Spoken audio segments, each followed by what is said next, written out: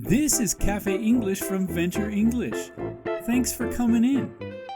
We'll be talking about topics that come up every day.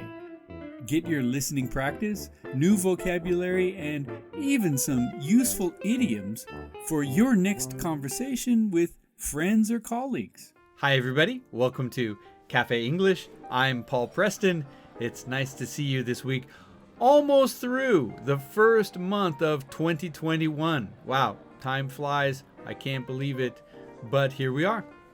And last week, I was talking a little bit about how to live healthy, how to lose weight, and I also talked a little bit about how to sort of get yourself disciplined to try to achieve some of those types of goals.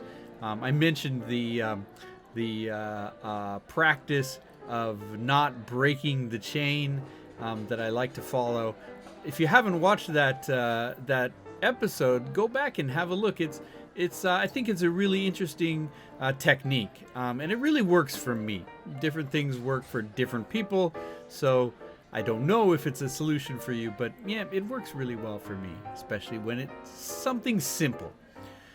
But I started to think, well, that's great. That's a good way to keep your discipline going, way to keep yourself going with things when things get tough. But what motivates you? This is a good question. I was thinking about what motivates me. What makes me do the things that I want to do? And one of the motivators that people have often gone back to over and over through decades or generations, centuries, who knows, is the motivation of just getting more reward, usually more money for something. Maybe a promotion gives you more money. Of course, a raise gives you more money. These are considered big motivators. And people believe that, people will change jobs just to get more money. And I think it may be true. But one of the interesting things that I read about in recent years is how money's not as big of a motivator as you would think. In fact, people who are in very good situations, where they're comfortable, where they feel appreciated, where they feel valued, and where they have ownership over what they do, they are more likely to stay where they are rather than move. So this is related to jobs and job performance. But it isn't just the money, it's other elements. I mentioned having ownership over what you're doing, and I think that's an interesting phrase that we often use. Ownership just means that you sort of have the responsibility and the trust from your coworkers, from your boss, from your friends, from your family, whoever. You get that trust, but you also get the responsibility. That's owning a task or having ownership for the task. So that's a word that's probably worth explaining as we go. But I think that that's true. In my case, I'm usually not worried about money as long as the other elements are comfortable. Well, of course, that means that if I'm not really making enough money to live in a comfortable way, then that's going to be a big factor, of course. But when I say comfortable, it doesn't mean that I'm trying to have the newest and the latest and the best. I'm not really that kind of guy.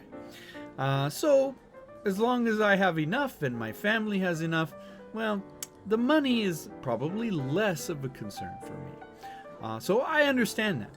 I'm much more worried about who I work with, who I'm doing projects with, who I'm playing sports with, or who I am doing hobbies with. A hobby is more fun if you are doing it with people who you enjoy doing it with. Well, that's true for a lot of things that we do as groups. But one of the things that relates to language study, for example, very key for our discussion today, is it's done alone. You don't do a lot of language study with other people. Of course, you've got to communicate with other people and you have to practice with other people. But when you're really poring over the books or trying to learn the latest grammar point, well, that's not really something you do with other people. You do it alone. And so maybe those motivators are not so applicable. Well, one motivator for learning a language could be improving your position at work or getting a raise. So there could be some similarities there. Or not only a language, but learning any skill could be to improve your situation at work. But a lot of times we try to learn and study things just because we really enjoy them.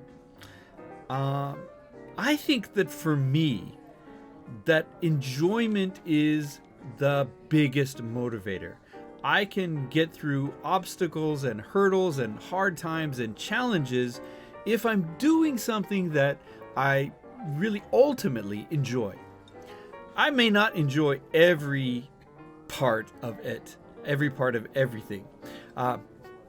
There is nothing that you can enjoy from beginning to end, every aspect, I think.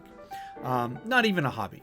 A hobby is mostly enjoyable, but some days you really don't even want to do your hobby. Well, that's human, that's natural. And sometimes even those motivators don't work on those days, and that's when you have to dig deep and get that discipline and willpower going. But I think basically enjoyment is really a big motivator. It's much more of a motivator than need. Enjoying something, wanting to do something is really, really fantastic when you're trying to motivate yourself. So that's my motivator.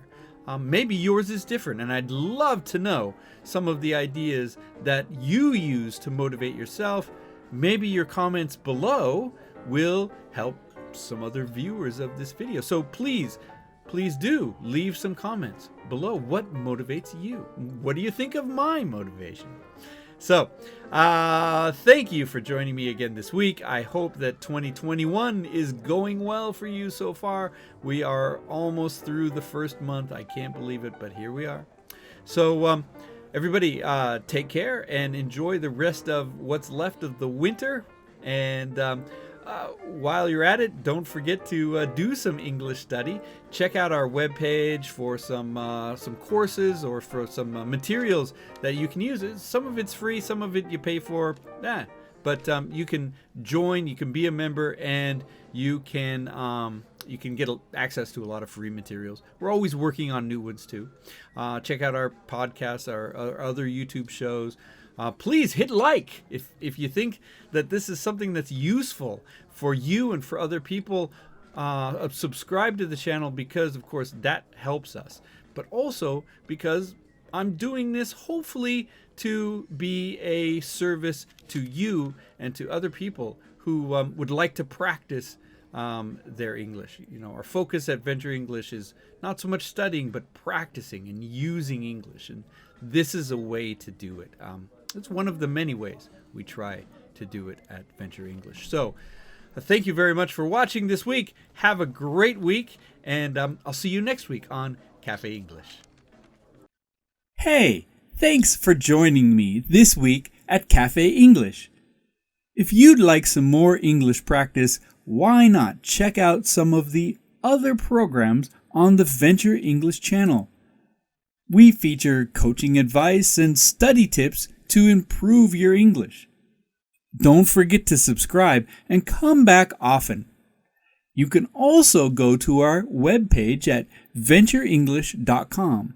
Become a member for free and maybe even try some of our courses. At Venture English, our goal is to help you speak English better.